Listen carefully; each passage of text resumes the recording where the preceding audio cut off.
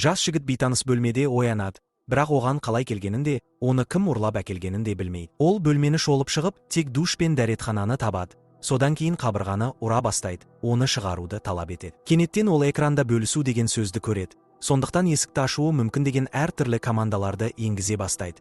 Бірақ ештеңе жұмыс істемейді. Компьютер одан қайтадан бөлісуді сұрайды. Сонда жігіт бұл команданы растайды. Енді ол жазбаға қосылған. Сондықтан камераға көптеген сұрақтар қоя бастайды. Бірақ ешкім жауап бермейді. Біраз уақыттан кейін дәретхананы пайдаланып көрмек болады.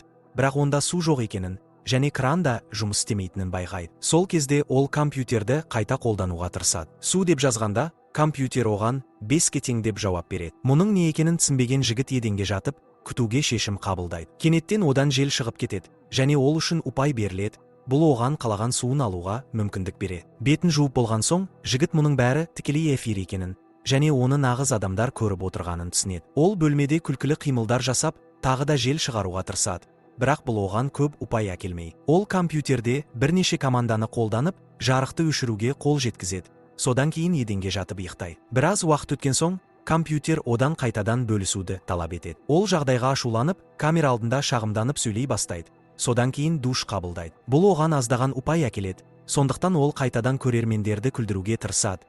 Бірақ абайсызда еденге құлап түседі. Ол ауырсынғаннан ыңырсып жатқанда, ұпайлары аздап жылдамырақ жинала бастайды. Өкінішке қарай, бұл әлі де жеткіліксіз еді. Сондықтан ол тамаққа тапсырыс берген кезде, қабырғадағы жасырын люктен оған тек иттің тамағы келеді. Жігіт ашуланып, оны қайтаруға тырысады. Бірақ командалары жұмыс істемейді. Амалы таусылған жігіт тамақты жей бастайды.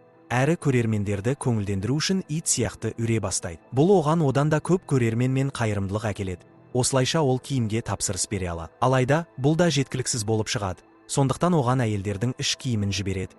Және ол оны экран алдында киіп көрсетеді. Сол түні жігіт еденде жатып, жылап, үмітсіздікке түседі. Келесі күні ол көрермендерді көңілдендіруге бар күшін салады. Ақымақ билер билеп, ойына келгеннің бәрін айтады. Ақыры ол жеткілікті ұпай жинап, футболка мен үрлемелі матрас сатып алады. Күндер өте береді, ұпайлар жинала береді. Ол жақсырақ заттар сатып ала бастайды. Жаңа киім, қырынуға арналған құралдар, айна, дұрыс тамақ және тіпті алкоголь. Ол вегетариандық болуы керек еді, бірақ оған тек ет жібереді. Сондықтан амалсыздан оны жеуге мәжбүр болады. Уақыт өте келе ол етті ұнатып кетеді. Ал көрермендер оған одан да көп ұпай бере бастайды. Бір күні жігіт тым көп ішіп, бос бөтелкемен экранды сындыруға тырысады.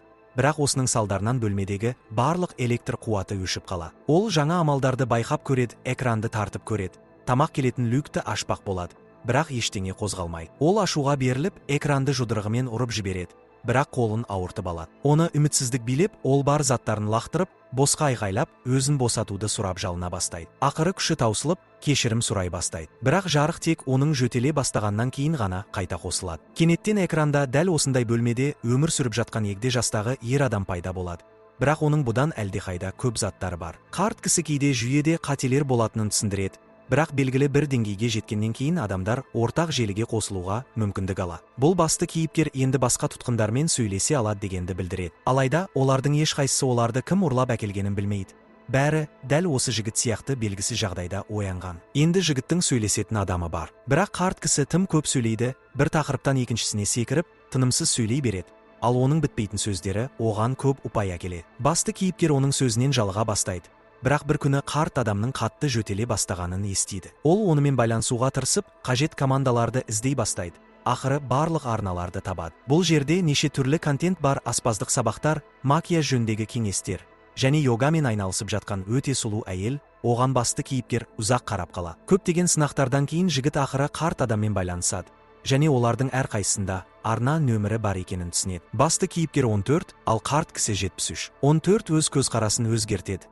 Және 73 пен дос болады. Олар жиі сөйлесіп, бірге тамақтанып, сиқыр үйреніп, ән айта бастайды. Біршама уақыт өткен соң, 14 түнде басқа блогерлер ұйықтап жатқанда, йогамен айналысатын әйел 28 бен байланысқа шығады. Ол оның сұлулығы мен ішкі тыныштығына сүйсініп, оған донат жібереді. Келесі күні таңертең 14 бөлмесіне жаңа әрі жақсы заттар сатып ала бастайды.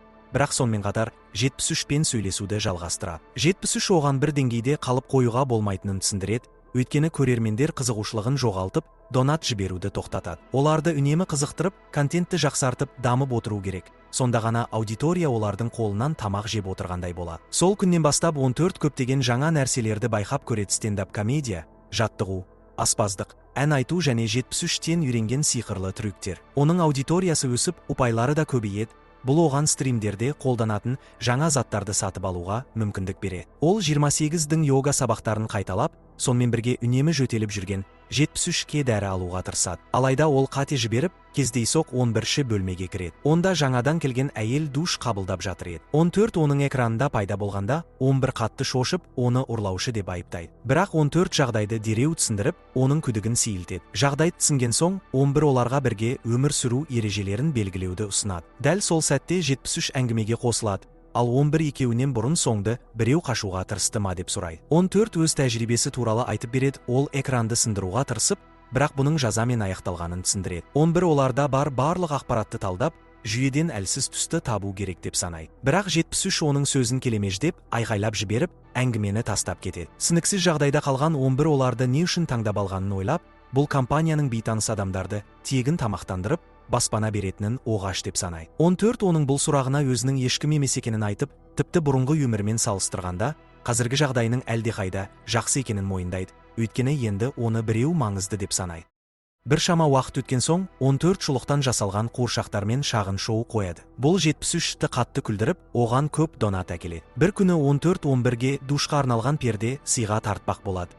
Бірақ бұл 11-дің ашуын келтіреді. Ол өзін мүсіркегенін қаламайтынын, тек тәуелсіз болғысы келетінін айтады. Келесі бірнеше күн бойы 14 аудиторияны сурет салу сабақтарымен көңілдендіреді. Бірақ ол өте нашар суретші болғандықтан, бұл контентті комедиялық қойылым ретінде ұйымдастырады және өз-өзін модель ретінде көрсетеді. Осы ақылға қонымсыз идеялардың арқасында 14 көп ұпай жинап, бөлмесін жайлы әрі жақсы жерге айналдыра береді. Алайда 11 мұның барлығына шыдай алмай, жарылып кетеді. Олар төңкеріс бастауы керек деп мәлімдейді. Бұл сөздер үшеуінің арасында үлкен жанжал туғызады, ал ол 73 қатты жөтеліп, сөйлей алмай қалғанша жалғасады. Сол түні 73 әдеттегіден де қатты жөтеліп, ақыры тұншығып, ұстамаға ұшырайды. Ол экранына соғылып, еденге құлап түседі. Оның денесі тым әлсірегендіктен енді қозғала алмайды. 14 көрермендерден көмек сұрап жалбарынады, ал 11 компьютерде пайдалы мәзір іздеуге тырысады. Алайда ол қателесіп, дұрыс емес батырманы басып қалады. Кенеттен 73-тің бөлмесі қыза бастайды, ал көп ұзамай қабырғалардан жалын шығып,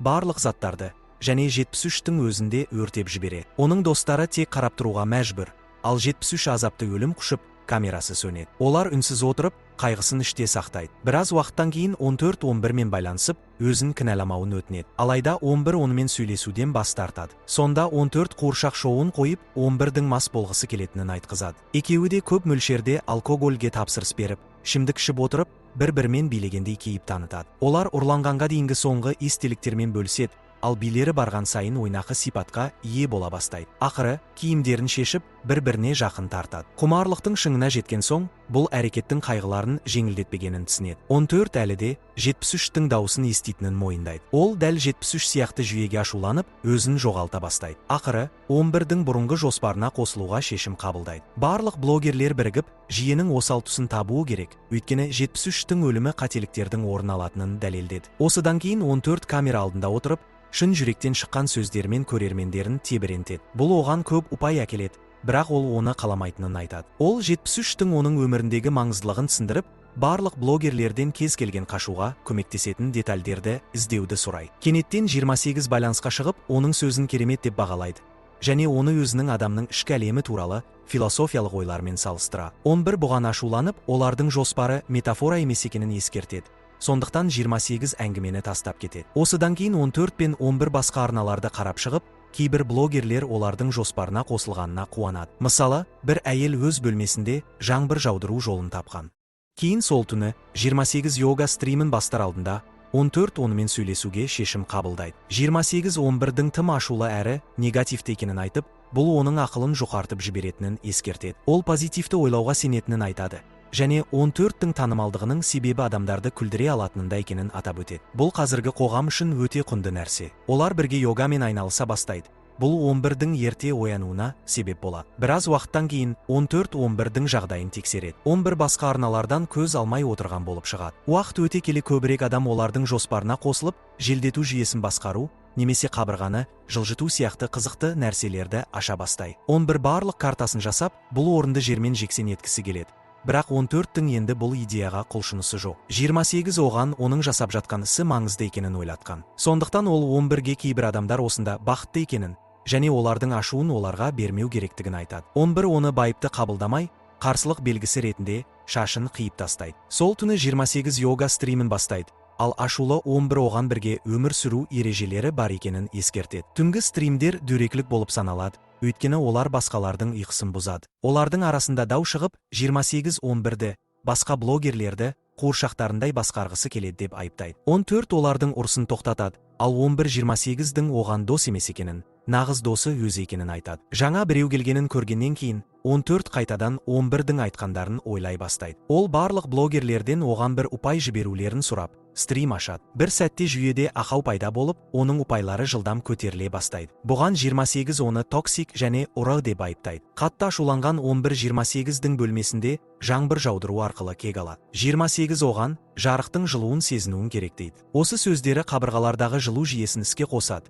Нәтижесінде 11-73 сияқты өртене бастайды. Экран сөнер алдында 14 оның жанталасқан айқайын естиді. Күйзеліске түскен 14 еденге құлап, басын ұстап жылайды. Кенеттен оның артындағы есік ашылады. Ол асығып сыртқа шығуға ұмтылады, бірақ дәл сол сәтте экраны қайта қосылады. Ол басқа блогерлерге олардың бірлесіп жұмыс істей отырып, өзгеріс жасай алатынын дәлелдегісі келіп кері оралады. Алайда есік қайта жабылып, енді 14-тің қайтадан өнер көрсетуіне тура келеді. Және фильм аяқталады.